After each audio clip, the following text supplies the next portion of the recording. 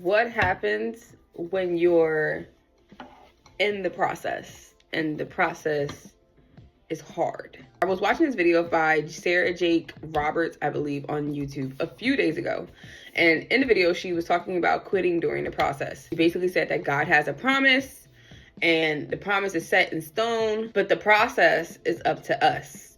And that a lot of people quit in the process because the enemy attacks you during the process, because he can't touch the promise, but he can touch the process. I find myself in the middle of so many processes currently.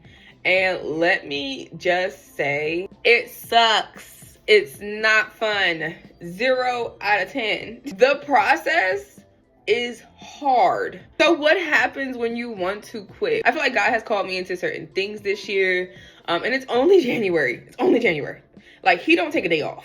I feel like God has called me into so many things this year, and I see the promise. He set me in the processes, and I'm struggling. Baby, this process has me on the floor. I want to quit so bad. I want to lay it on the floor. I want to throw in the towel, right? But that's not what he calls us to do. He calls us to trust him in the process, to keep our eyes on him, to keep walking in faith, to keep obeying. And he never said the process was going to be easy, and baby, it's not. We're called to have joy in faith. We're called to have joy in trials and to just keep our eyes on him. It's quite literally easier said than done because nobody talks about it, but the process is hard. We see the promise, and the promise is backed up by his word. But then we get into this process and we feel like we're stuck. What happens when he places you in a process that you don't love to get to the promise that you will love?